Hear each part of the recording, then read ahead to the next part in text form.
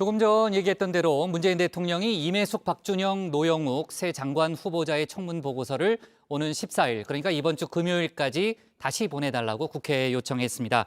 여야는 오늘 새 후보자와 또 김부겸 총리 후보자 보고서 채택 여부를 놓고 오전, 오후 각각 두 차례 만났지만 결론을 내지 못했습니다. 관련 소식을 신혜원 반장이 정리했습니다. 첫 상견례를 하게 되었습니다. 정치열을 발휘했어서 국민들이 이 새 지도부에는 좀 기대를 가질 수 있겠구나 하는 희망을 느꼈으면 좋겠습니다. 원래 여당이 아닙니다. 야당을 먼저 존중해주고 최근에는 야당이 먼저 이렇게 네, 민주당 윤호중 원내대표와 김기현 국민의힘 원내대표 겸 대표 권한대행이 오늘 오전 박병석 국회의장 주재로 한자리에 모였습니다. 인사말도 형 먼저, 아우 먼저, 여당 먼저, 야당 먼저.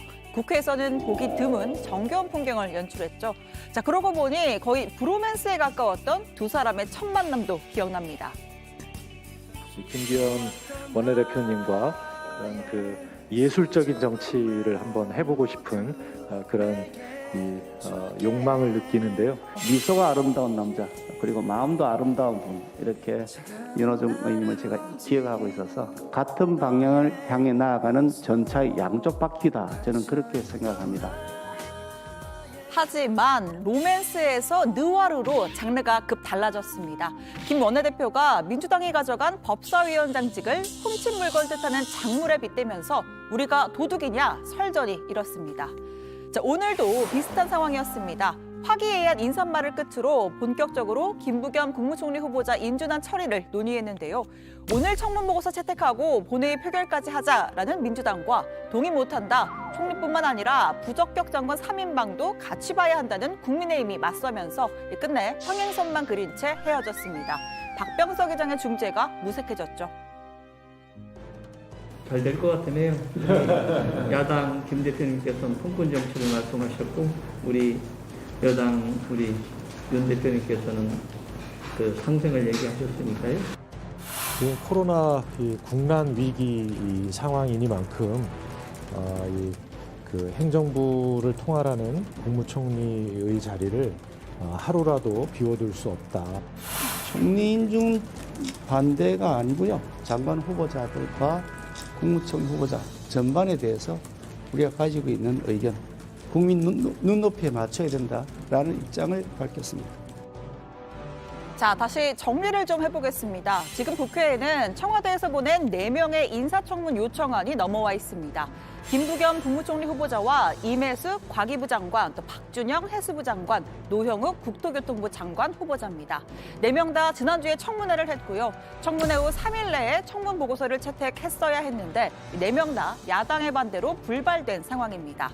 장관 3인방이야 애초에 야당이 부적격 딱지를 붙였지만 김부겸 총리 후보자는 의외의 결과였죠. 이 막판에 큰 변수가 생겼습니다. 야당에서 반대한다고 해서 저는 검증 실패라고 생각하지 않습니다. 능력 부분은 그냥 제쳐두고 오로지 흥결만 놓고 따지는 그런 청문회가 된 거죠. 무한주기식 청문회가 됩니다. 야당의 반대가 검증 실패를 의미하는 건 아니다. 오히려 능력보다 도덕성만 따지고 드는 인사청문회 제도를 개선해야 한다라는 문 대통령 발언 때문이었습니다. 자, 이어서 문 대통령은 왜 3명의 장관 후보자를 임명해야 하는지 조목조목 이유를 설명했습니다. 국토부 아닌 외부에서 찾으면서 그 정도 능력을 갖춘 분이 과연 누가 있을까? 해수부 장관 후보자라면 한진해운 파산 이후에 몰락했던 우리 해운산업 다시 재건시키는데 큰 역할을 했습니다. 여성들 진출이 가장 적은 분야가 과기부입니다. 성공한 여성들을 통해서 보는 로망 또는 그 롤모델 이런 게 필요합니다.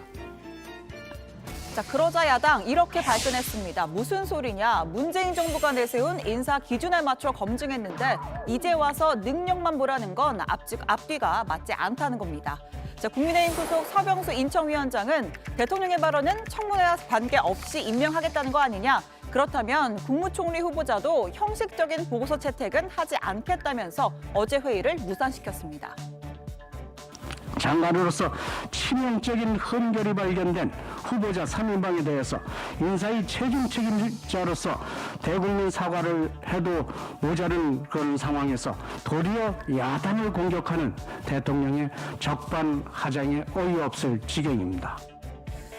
민주당은 다소 곤혹스러운 분위기인데요. 이 내부적으로 새 후보자 중에 적어도 한 사람은 낙마시켜야 한다 이런 의견도 나왔는데 대통령이 직접 셋 다 문제가 없다라고 나섰으니 이러지도 저러지도 못하는 상황이 된 겁니다.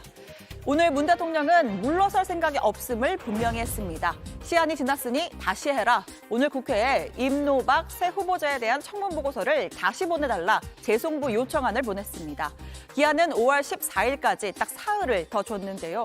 통상 기한을 짧게 둘 경우 임명을 강행하겠다는 뜻으로 반대로 일주일 이상 넓게 주면 여야가 더 협상을 해보라는 의미로 해석이 됩니다. 따라서 사실상 임명 강행 수순으로 보입니다. 자, 남은 사흘 공은 다시 국회로 넘어왔고 키를 쥔 건 174석의 민주당입니다. 장관 3인반 청문 보고서 야당 없이 단독 채택할 수 있고요. 그럼 바로 문 대통령이 임명할 수도 있습니다. 본회의 표결이 필요한 총리도 마찬가지죠. 단독 채택은 물론이고 본회의 단독 표결까지 전부 가능합니다.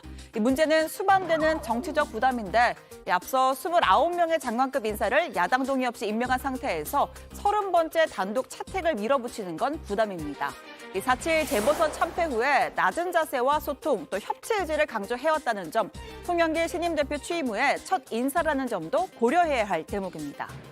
자, 이런 상황에서 여야 원내대표가 오후에 한 번 더 만났습니다. 문 대통령의 재송부 요청이 나온 상황, 분위기 어땠을까요?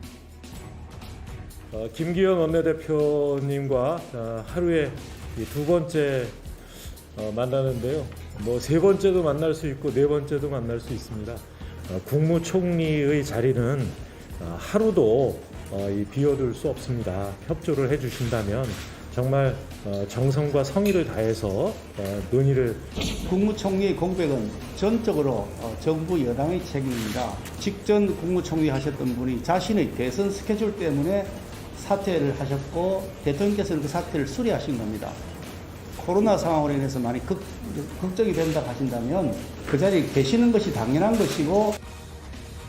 자, 회동 결과 예상되시죠? 역시나 답은 없었습니다. 수석급 회동 이어가기로 하면서 남은 사흘간 비슷한 상황이 재현될 것으로 보입니다.